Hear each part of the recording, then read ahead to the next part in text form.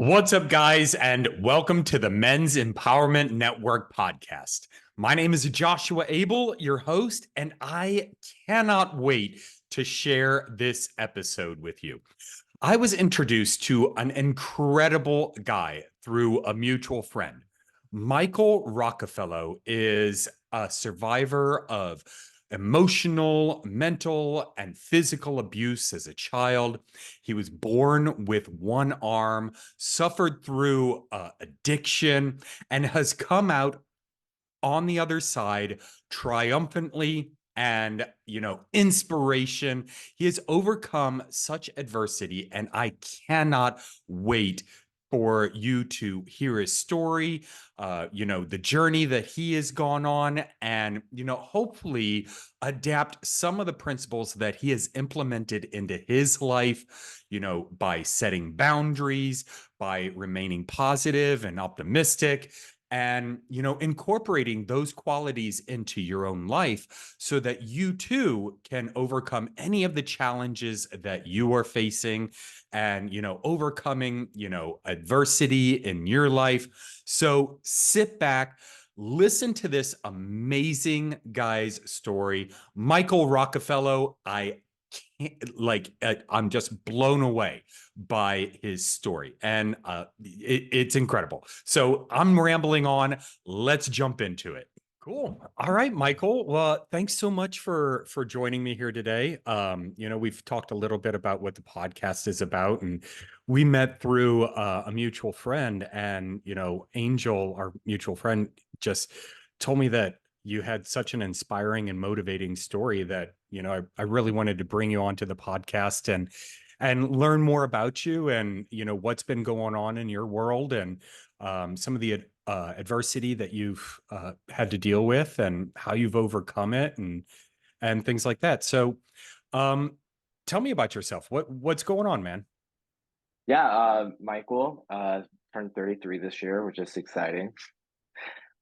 Sober anniversary is June 1st. Nice. 6 years, super Nice. excited. 6 years for drinking. I did have a relapse. I was addicted to meth and heroin.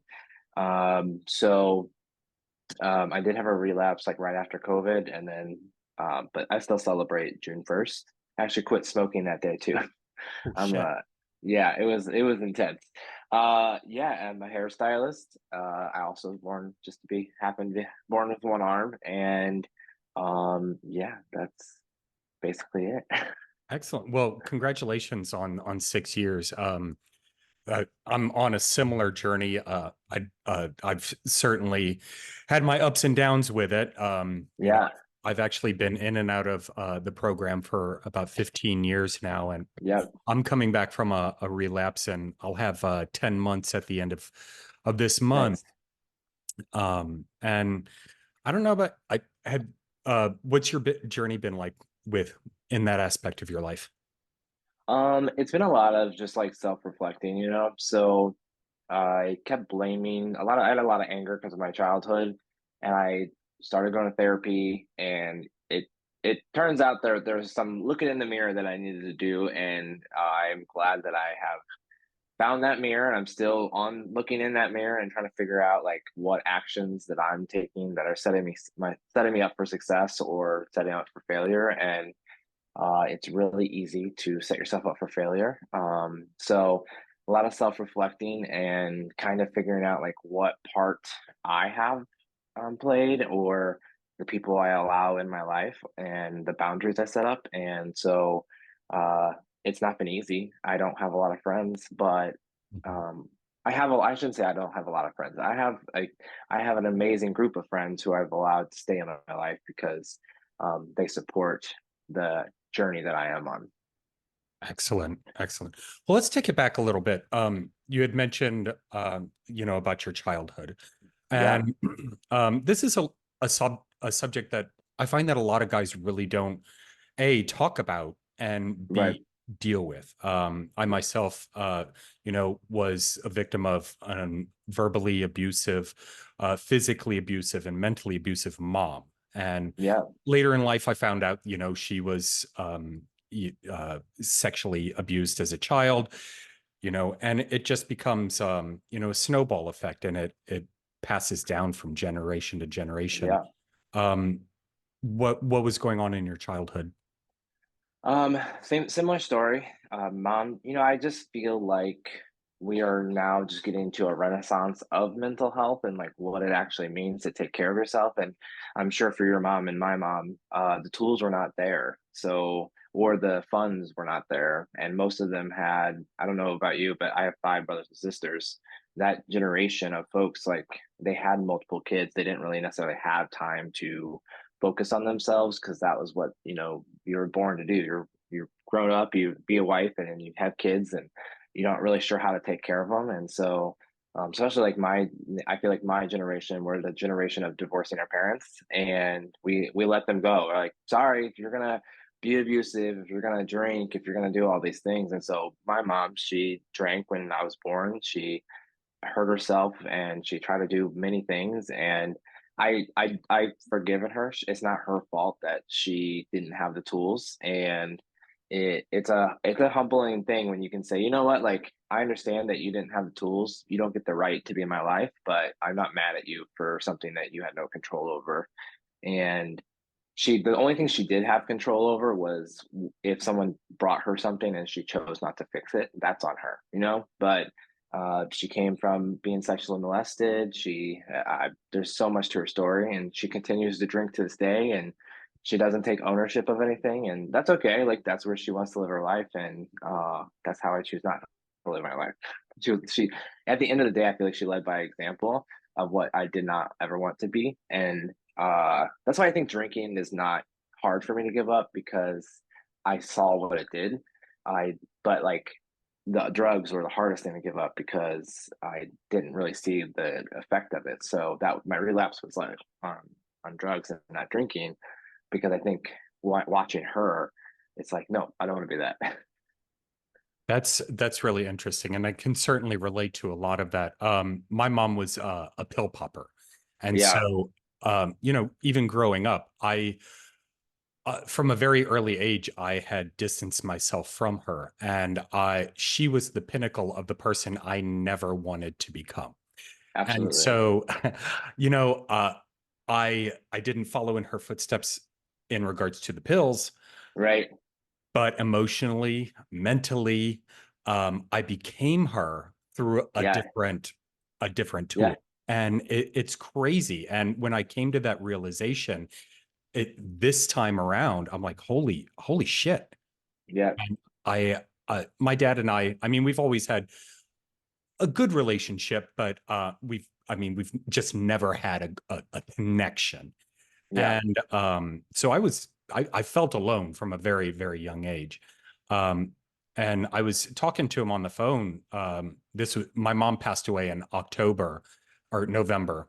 And I was talking to him and about my sobriety and things like that. And I'm like, she was the one person I didn't want to become. And that's exactly who I became. And he's like, Yeah. all of us saw it, Yeah. and you were the only one who didn't. And I'm like, damn, that hits hard. Yeah. It's hard. You just gotta do the work not to be. You gotta break the Mhm. cycle. Well, right. Absolutely. And fortunately, this time around, I've made a commitment to, really focus on being more present and Hmm. just keeping it simple in becoming a better man today than I Right. was yesterday. Yep. And, I don't know about you, but I've always had visions of grandiosity and Yep. extremism and things like that. And, I have just found so much more peace in being more present and Right. being available emotionally and physically and in service and things like that. And I don't know, it's just a different journey this time. And Yeah. but I had to go through all that in order to get here. Right. Absolutely. It's And it's amazing to kind of find the peace. I mean, I don't know if we're. I think as addicts, we like you have to continue to find that next high, and it's kind of intense to uh you don't really ever have peace. Like you kind of you come to peace. I think you like figure it out, but I think the rest of our life we're gonna be searching for this what if or next high thing, and it's very daunting. But again, like you said, you find the little piece about being present is very nice. Interesting. So, what is your next high, or what is your high right now? That's the thing is I don't know. My partner always continues to remind me is like you can be okay right now. I think as addicts we live in fight or flight, Mm, and it's so hard to not need chaos because that basically I feel fuels the addiction, and that's like the chaos comes the high, and so it's hard not to have the chaos because then you're like I have to be alone with who I am. Sometimes that's a very dark place to be. Yes, it can, and you could be in the happiest place, and you could be in the best place, and it could be the light turns yellow. It could be the sun is a little shady that day. Like it could be the littlest thing that can just throw you completely off the track that you were on, and unless you're in the situation, you don't get that. You don't even understand it. You're like, well, it's so easy. I'm like, okay, try to quit smoking. You Yeah, think it's a tiny task, but it's crazy.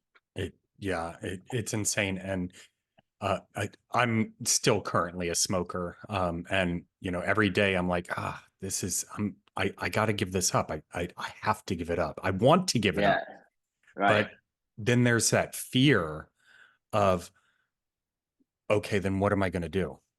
Yeah, But I, pick your fingers. yeah, yeah, That's what yeah. my fingers are trash right now Oh because no. yeah, it's crazy. I have to uh, have like those fidget thingies to fidget with all the time. that's interesting. That might be a good concept to have. Just something to, because I've found that specifically with smoking, I rarely ever crave it. Yeah. It's all a mental thing. Yeah, it's the action. My cousin currently, which I thought was fascinating, she has a fake cigarette that she holds and walks around with, and she smokes it. Hmm. She's like, it's just the action. I need the action of doing it. She goes, I don't like the smell of it. I don't like the taste of it. I don't like the way it makes me feel. She goes, but it's the action of being in that space and doing that action that I need. And so she's like, I bought fake cigarettes to carry around in my pockets and they're cushioned, they're like little rubber things, and she just does it. Interesting. Yeah. Do they come in a pack? I don't know. I haven't seen the pack. I just know she bought individual ones. Okay, okay, I got you. Yeah. But it's working. I think she's like 4 months in. Oh shoot. Yeah. Oh nice.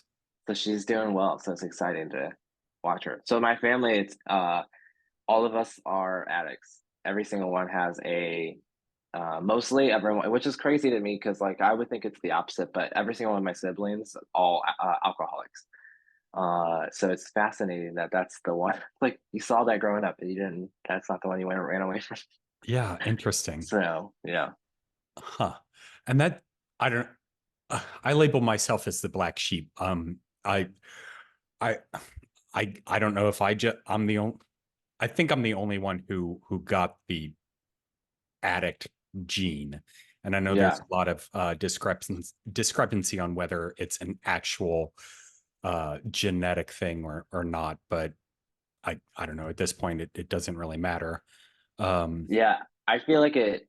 I don't know the science behind it, but most of the people I know who are addicts, their family they come from addicts, or they come from people who have done the same things. I think it's just the way you see it and visualize it, and you just think, "Oh, that's normal. That's what we do." absolutely. Um, so what let's see. What emotional journey have you gone on? Like from childhood. What was your childhood emotionally like? Um, So, still trying to figure that out. Trying to figure out where I am emotionally. So I have been doing. like I stepped into a leadership role, and I think that's when I actually started. Like 5 years ago, I was became the manager of the salon I worked at, and I had a lot of work to do with like being a leader and stepping up and like being in front of people and doing all these things that I never had thought I would have to do. And I just thought I was okay and doing everything. But then when I actually stepped into the role, it was fascinating to like see how much anger I had towards people and see how much anger I had in myself if I did something wrong. So like finding out like how to coach myself when I like have to like when the anger gets built up. And I feel like the perfectionist in me kind of spilled over into because of my arm. I feel like I need to do everything 10 times better than everyone around me. So as a kid, people always praised me for the the oh my gosh, I can't believe he can do that, or oh my gosh, that's so great that he can do that. And it was Mm, constant praise. And mm. so you kind of have to live up to that praise, and you have to live up to everyone thinking that you're extraordinary just because the way you're born. So I think that kind of spilled over to like everything I do in my life. I have to be a perfectionist, and like drinking and everything else was like a way out of feeling myself and feeling the perfectionist in me. It was like a way to let loose. Sure, sure. Yeah. That's certainly understandable. Interesting. Yeah, I had a lot of that perfectionist mentality uh growing up, placed like you on myself. Yeah. I was the only boy in the house, and because I put the pressure on me to rise above our family status and what I perceived as being a little lower class. Uh, Yeah.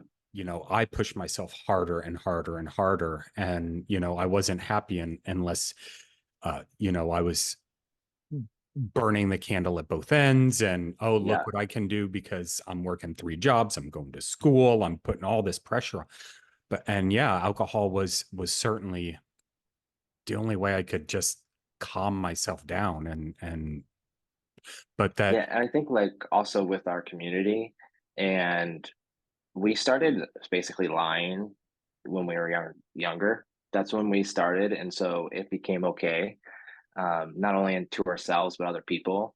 And I think living up to like you said, you over basically overcompensated for who you are just because like of how you grew up and the people around you. But there was also like a little part of you that was hiding something. mm, And I think in our community, like drinking is a way to hide and be like out there without having to actually deal with everything going on around us. sure. And it's interesting that you brought up rage. I was actually in a men's meeting last night, and that was the topic of conversation: anger, Hmm. and coping with that. And growing up, I never really thought I had anger. um I always put on that face of positivity and happiness, and Right. everything is great, and that. And it wasn't until I punched a hole in the wall because I was late for class that I'm like, whoa, Yeah. where did that come from? And Right. so, you know going back to issues from childhood, and the resentments that I had against myself, other Yeah. people, and things like that, just shoving it all down, and then putting on a smile. Alcohol, again, in the beginning, allowed me to bring that down, but towards the Right. end of my drinking, I was no longer a happy drunk. Right. Like No, absolutely.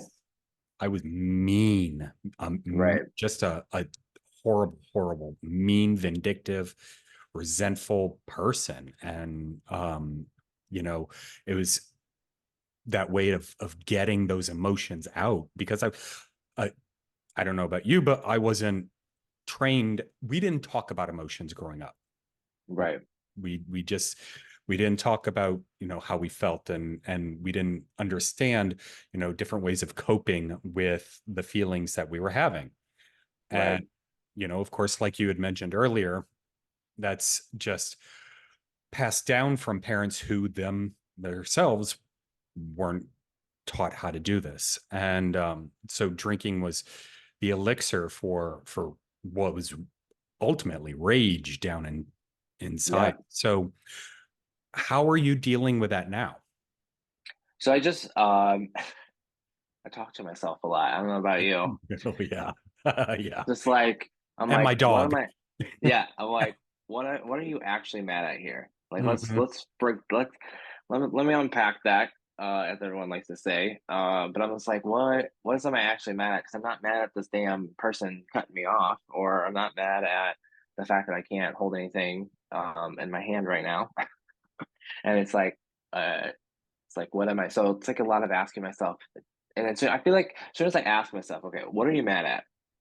I'm like, oh, okay, I'm mad at this little thing that happened earlier, and now I need to speak up and I need to say something. And if I don't say anything, that's my own damn fault. You can Mhm. suffer. If you're not going to say anything, you can suffer.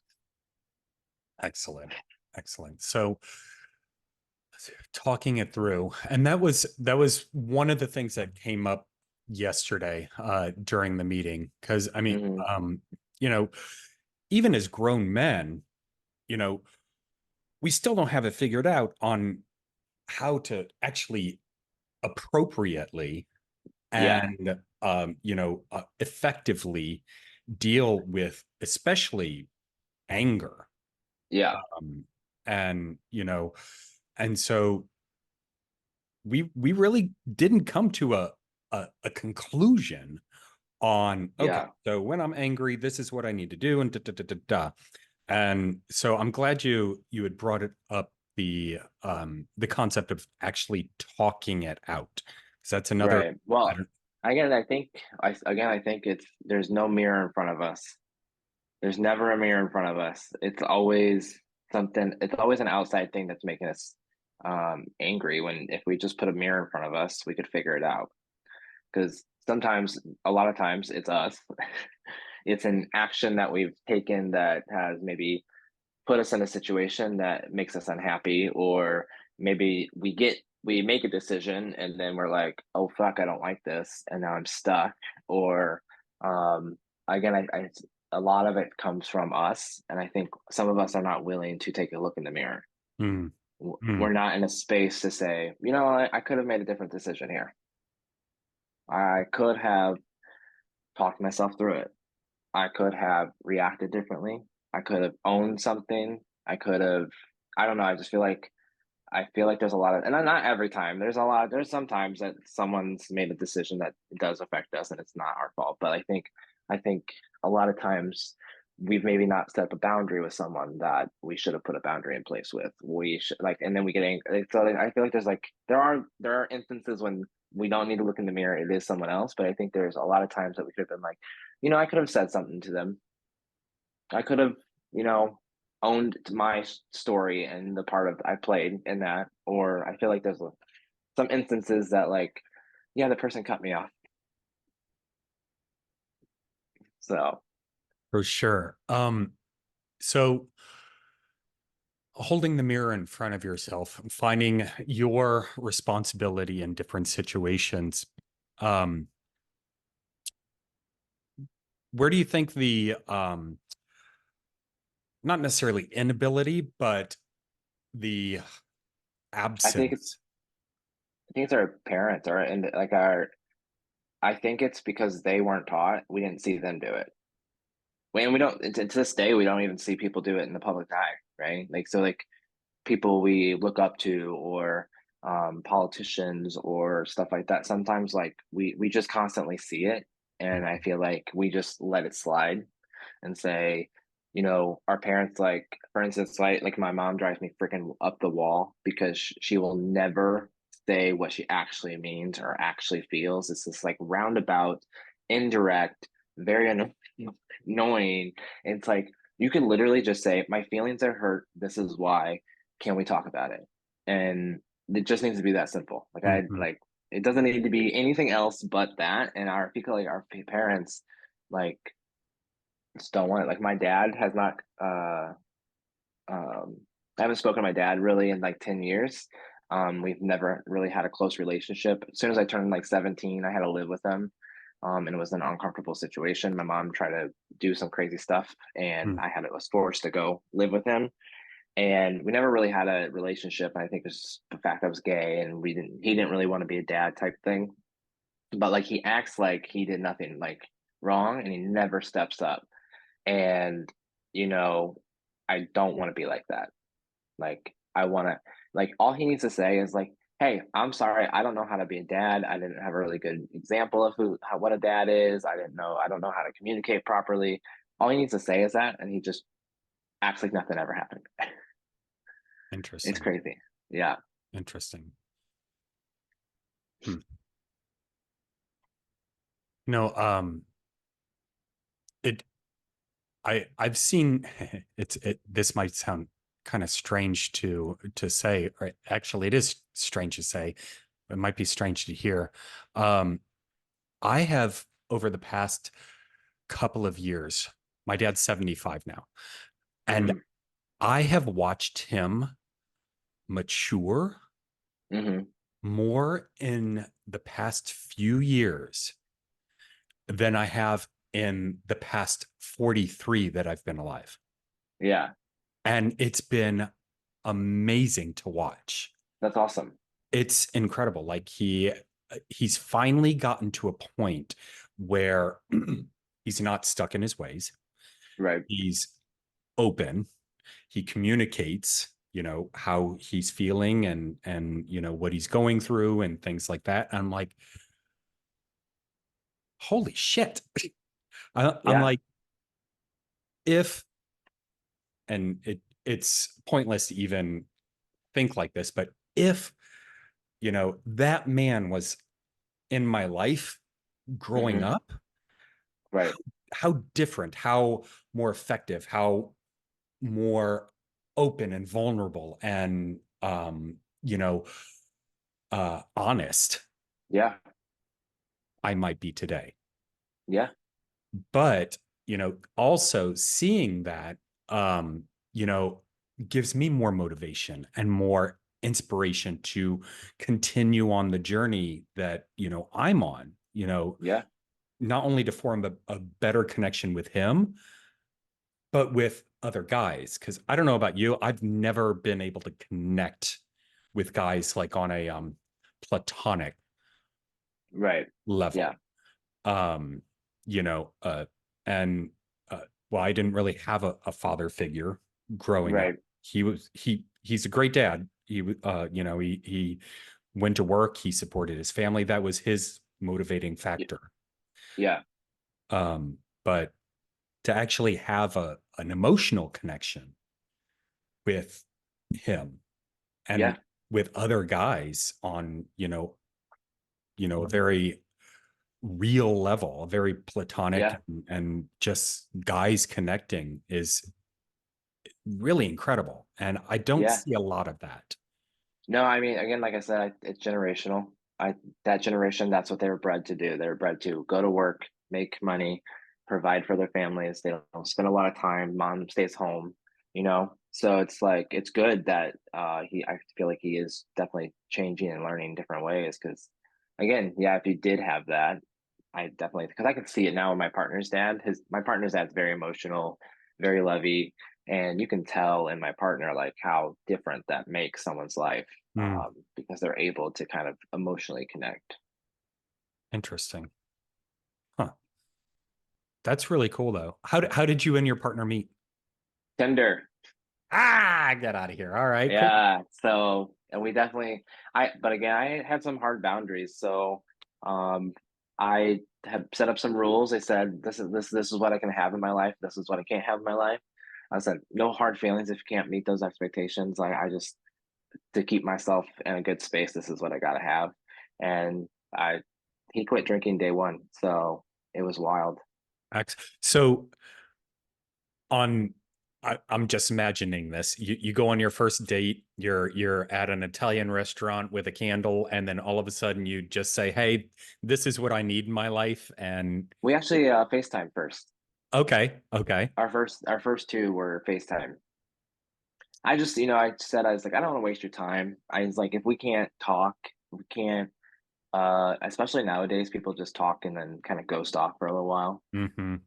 So it's like, I don't want to waste my time. So if someone is willing to put in the effort to like FaceTime you, I even tell that advice to my clients who are new to dating. I'm like, if they're unwilling to meet you FaceTime for a date, they're not willing to put in the effort to get to know you, to meet you, to do all that stuff. It's like, don't even waste your time because it's like, you're not missing out. It's like, so I just said, hey, let's FaceTime. We had a 3 hour long FaceTime 2 nights in a row. Very So cool. What's his name? yeah, Tanner, Karen? Tanner. Tanner. Yes.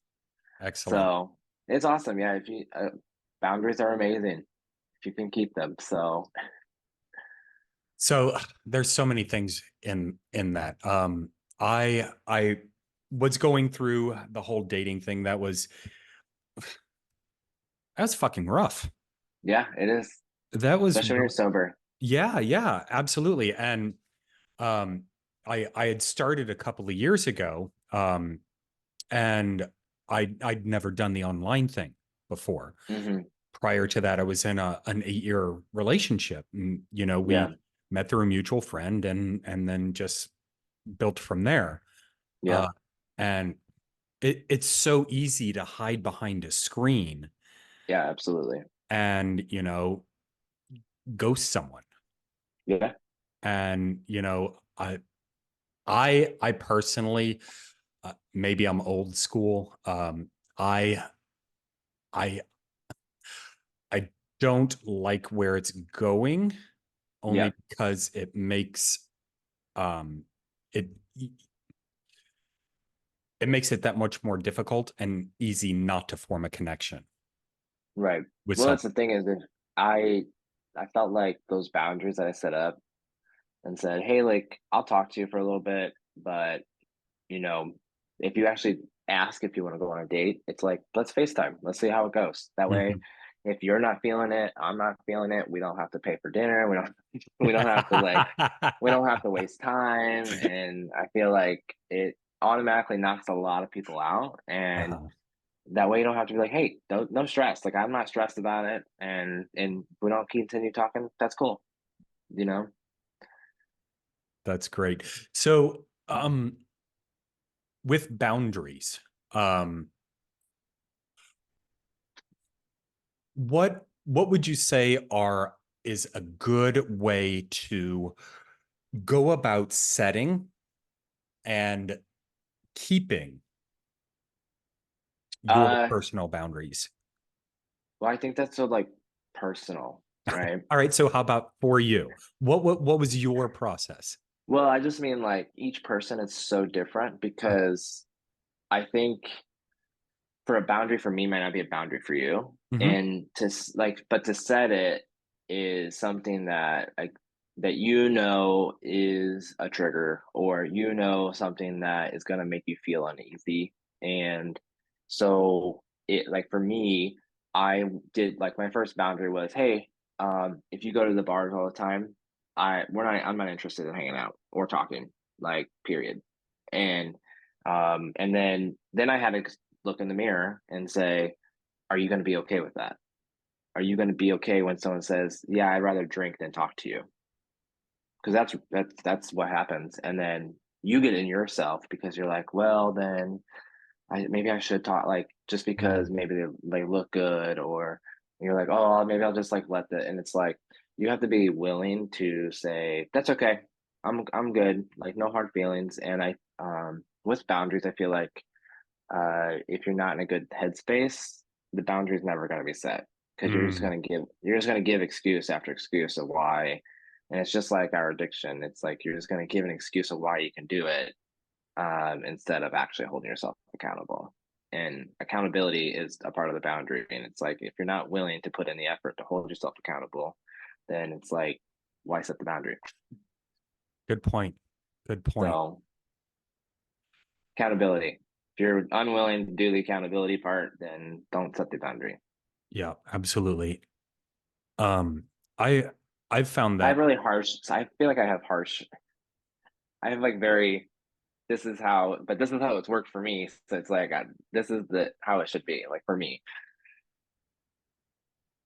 That there's a lot of strength in that. I mean, you know, that comes with really understanding who you are as a man, what your values are, and Yeah. what you're willing to and not tolerate.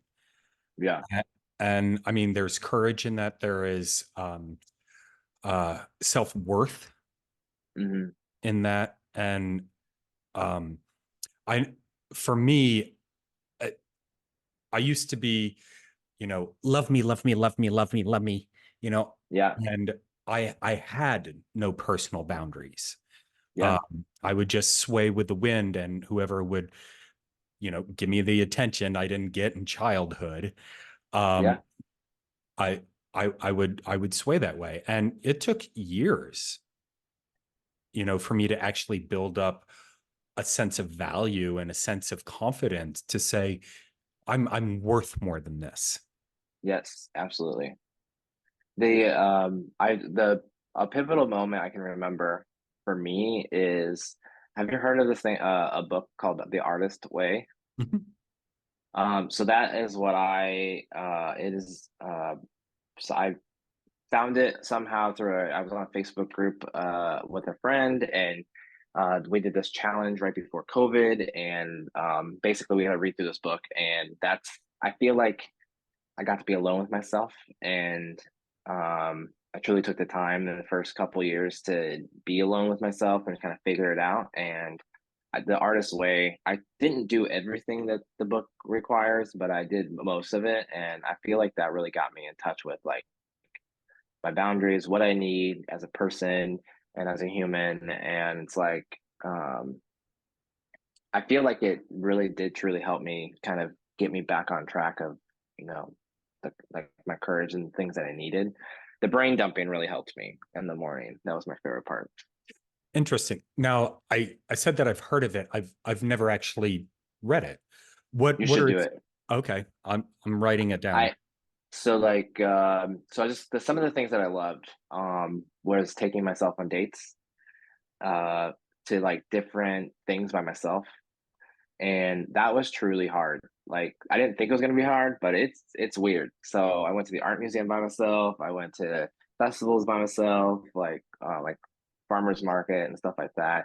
I then, like, when you're there, you're supposed to like go in a space where like you can kind of pause and you like talk to yourself, and you're like, oh, I see that this building is yellow, and all those kids are so happy, and oh, this family like looks so nice, or I really like the way they're dressed, and really just kind of be present, like you said earlier. And then it was like, one of my other favorites was take yourself to a dollar store, spend $20 and create something.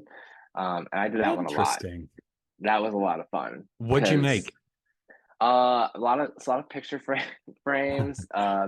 One time I just made a collage of random papers on a piece of paper and glued a bunch of things together. And I didn't keep them over time. I kept them for a while to hang them up so I can see them, and like, well, I created that. But I just thought it was fun to kind of do something that I pushed me out of my comfort zone. And the other part that I took from it was the every morning you're supposed to get up. This is part of the accountability part because it's really hard. You keep a notepad by your page, by your bed, and you get up and you journal 3 pages. But it's not like regular journaling. You just talk to yourself and don't stop till you hit 3 pages, and then you put it aside. Hmm. And it was astonishing how much that it actually can. And I obviously jumped, like, you fall off after a while, just like any kind of thing. But I have 5 notebooks full of brain dumping that I still have. And you're not supposed to go back and read them, but I have once in a while, kind of see where my brain's at. And it's kind of fascinating how angry, but like, you go from waking up being angry, like, I don't want to fucking write in this journal, to uh, I'm actually excited for the day. I have something exciting coming up. I'm taking myself on a date. So it was like kind of fascinating to like watch yourself do that work, and then like see how it actually transcended you into a new space.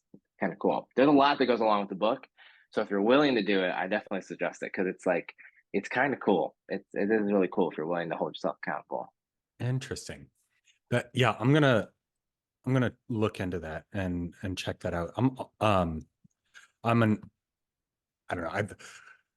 I say I've been on a personal development journey for about 10 years, which means I've read a lot of books, I've listened to a lot of podcasts, I've done, mentors and all this other stuff. And I I'm appreciative of the journey that I've gone on, but I'm always wanting more. Yeah. Okay, what more can I learn about, well, me, because I'm fucking fantastic. Right. Absolutely. And I can say that now.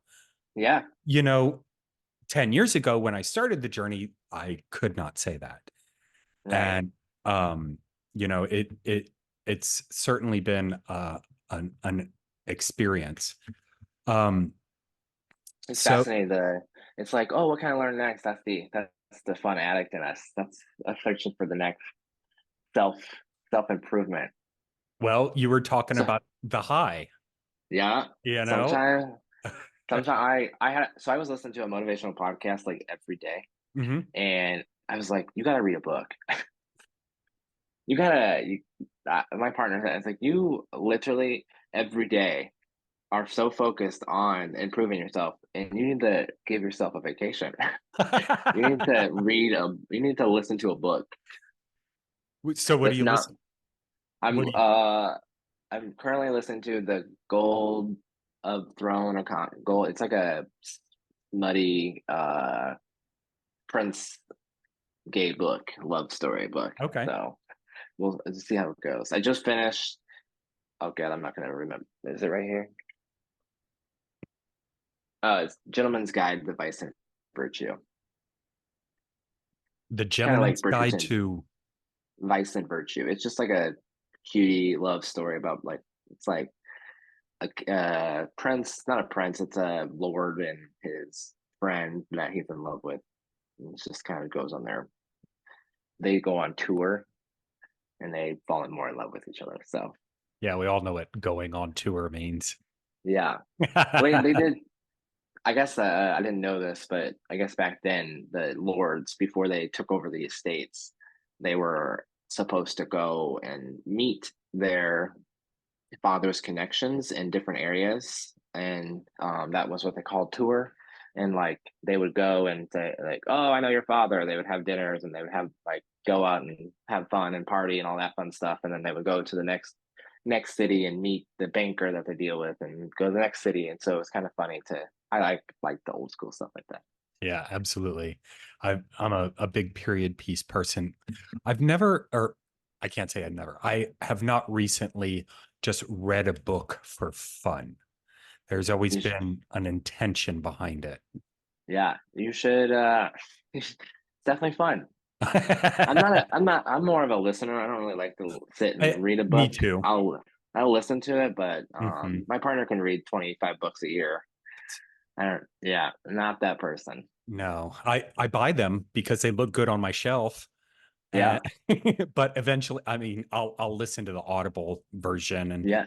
and yeah, right now my partner's Dominican and Mm, so I studied Spanish in school and I'm okay at it. I mean, yeah. I can get by, but I'm like, you know what? If I'm gonna and we're engaged. Nice. So Congratulations. thank you. Thank you. I'm like, you know what? If we're going to be a part of each other's lives, I want to make a commitment to, learn his language and be Yeah. able to communicate effectively in that. So I one of my favorite books growing up was Interview with a Vampire. Mm-hmm. Um, so I got the Audible in Spanish. I got the Audible in English, and then I just got the Spanish version actual book Yeah. in paperback form. And I have an hour and a half drive to and from work. So I'll listen to like 20, 30 minutes in English and then listen to the same section in Spanish and see Yeah. what I can pick up and then come That's a home good way to do it. and read it. I'm like, Yeah. so I say I'm committed. That might end when when I find something another shiny object. But My friends do Duolingo where they learn a Mhm. word a day. They Oh, feel like cool. that help. Yeah, so it sends you a word a day to learn, and it teaches you how to say it, and it teaches you how to like look at it and read it. It's pretty fascinating. Oh, So interesting. yeah, Okay. you have to pay for it, of course, but Hmm. Yeah, yeah, it of does. It course. sends you if like you're like this is the language I want to learn. This is like how hard you want it to be because it'll help you do sentences too. Or if you just want to learn words, I think the more you pay, the more you can get. Okay. I'll have to look into So that. I think yeah, I did that a while. Hmm. Seems like I try to learn languages for boys. I was dating a Brazilian yeah. and I was trying to learn Brazilian Portuguese. Gosh, I've done craziness. that. I tried to learn sign language, so I get it. Yeah, yeah. Excellent. So what's next for you, bud? Um, not Where do you sure. go from here? Okay. Fair Yeah, fair answer. that's what this has been about. Because learning to be content is hard. Mhm. It's kind of again, I always constantly live in fight or flight, and I've moved. I was salon manager of a mega salon here in St. Louis. We had over 100 employees, and I was constantly working. I was constantly go go go go, and then now I'm in an independent salon by myself, and it's calm, and that is terrifying. I'm not sure. I am in constant state of trying to figure out what I'm doing or trying to make like I try to jam pack my schedule and so I'm trying to learn how to not. So not sure. I just don't know. I just recently was on like this fake reality TV show where a friend of mine brought 12 of his friends together and we filmed it. And it's called Biffer, if anyone wants to look it up, but What's the it's name on of it? YouTube. It's called Biffer. It's, BBB uh, FR. So BBBFR, Benjamin Bobby's Best Friend Race. It's on YouTube. Okay. But um, it was just, and it's kind of like the artist's way, right? It was a group of adults who don't get to be creative. And it turned into this like fun little project that they were working on. And it was just like all of these gay people getting together and just having the best time. But it actually turned into this like emotional roller coaster of it. Like, and it turned out to be like the beautiful piece of queer art that like, and it's so powerful. Like, as queer people, like you don't get to be creative on a daily as adults, especially like you have to just show up for the man and work, work, work, work, work. And then you're not really getting a creative outlet. And I think it was an awakening for me to be like comfortable with who I am, comfortable with where I came from, comfortable with the way my body looks, and just sitting and being present and being happy that I have a healthy relationship. I am I'm in the highest point I've ever been in my career. I make the most money I've ever made in my entire life. And it's like you can be happy with where you're at and not have something that you have to do next. Like you That's don't have to good. have a goal. Like you can sit for a little bit. Like you can learn to be where you're at and be okay with that. And I think that's what I need to work on. I think that's the goal. The thing is next is that I'm okay. I'm going to be okay, and what's going to happen is going to happen. That's awesome. I love that. Yeah. How That about is, you? that is uh, I oh, that is such a powerful piece of I don't want to call it advice, but um kind of uh, inspiration Hmm. because I mean we're conditioned to, go go go go go, always push further, push harder, be better. Right. Uh Yeah. and you, that that kind of that oh gosh, that I'm in a position where similarly I was just offered um a new job uh Hmm. doing something I enjoy, Right. making more money than I've ever made in my life. I have a relationship with a loving, caring person who Hmm. is ambitious and motivated and inspires me. And I am building a stronger relationship with my family. Hmm. I have a place that I enjoy, and I'm okay. Yeah, I like we can be okay. I'm good. Yeah, I'm okay. yeah, And I think I was talking about peace earlier on, and that's kind of the peace I'm having right now. Just right, being okay. right. And it's a good place to be. Yes, today is a good place to be. Today is a great place to be. I mean, where else Yes, are you going to be? yeah, Yeah, absolutely. cool. Excellent. Tomorrow's different. Well, we don't have to worry about that because you know what? Not It'll never yet. come. Yeah, not yet. It'll always be today. Yeah. And um, you know, that when I when I came to that, understanding, and again, that was it, I've heard of people having like magical epiphanies or a spiritual experience or whatever, and that just hasn't been my experience at all. I mean, I am as hard headed as they come, and Hmm. I have to be beaten over the head many times before Right. I get the What's your lesson. what's your sign? Taurus, Oh, okay, I'm a Capricorn. are you? I think we're the most stubborn. Okay, so I'm there we not. go. I'm not. I'm not sure. Taurus. I don't really look into Taurus. I'm not sure if we're equally stubborn. Yeah. Uh, It's always fun to meet another stubborn person. yeah, yeah. And until we need to make a decision, and then Yeah, I will say the more work I've done, I will allow someone to make a decision until they give me a reason they can't make the decision. Mm, yeah, Because then yeah, I'm like, okay, you don't want to make the decision. I got you. yeah, exactly. I'm like, yeah, absolutely. And I'm also the same person. Be like, what do you want for dinner? Oh, I don't know. Okay, uh, let's do this. No, I don't want to. Well, uh, then you're coming up with a decision because I'm trying to make the decision. So oh man, excellent.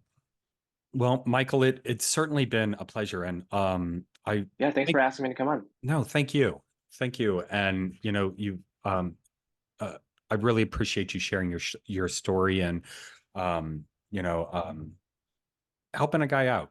You Yeah, know, we have to stick together, community over anything. So absolutely, absolutely, and um, I I was always very individualistic and prided hmm myself on that. And one of the things that I found in this go around is actually forming connections yeah, with other people and forming those relationships and lifting each other up. yeah, Not only helps me, but helps everyone involved. And yeah. When your circle is thriving, you are thriving. absolutely, If you're not supporting your circle, you're not gonna support. They're not gonna like. You're not gonna thrive. yeah, for sure. Cool. Well, So Michael, thank you again. And it's been a real pleasure. And yeah, hit me up, brother. yeah. Ask it anytime. Excellent. All right. Take care, my friend. All right. See you later. All right. Cheers. Bye. Guys, I really hope you got as much out of that journey as I did. There were so many truth bombs in that story that I too need to implement and, work towards in my own life. Setting hard boundaries by understanding who we are as guys, understanding our moral code, our values, and really understanding who we are as gentlemen, as men, as guys, as, human beings, and really hard setting those boundaries and being unforgivingly uh, uh, truthful about, maintaining those and adhering to them. And then one of the biggest takeaways that, just kind of blew me away was the idea of it's okay to be okay. Guys, I really hope you got value out of this episode. If you did, make sure to share this podcast with your friends, with your family, with your coworkers. And let's get the word out. Let's support each other as men to help continuously grow mentally, physically, spiritually, financially. Share this episode on your socials. And speaking of socials, you can hit me up. I am on Facebook. I am on Instagram. I am on TikTok. Hit me up via email. All of that information is in the episode notes. So until next time, my friends, cheers.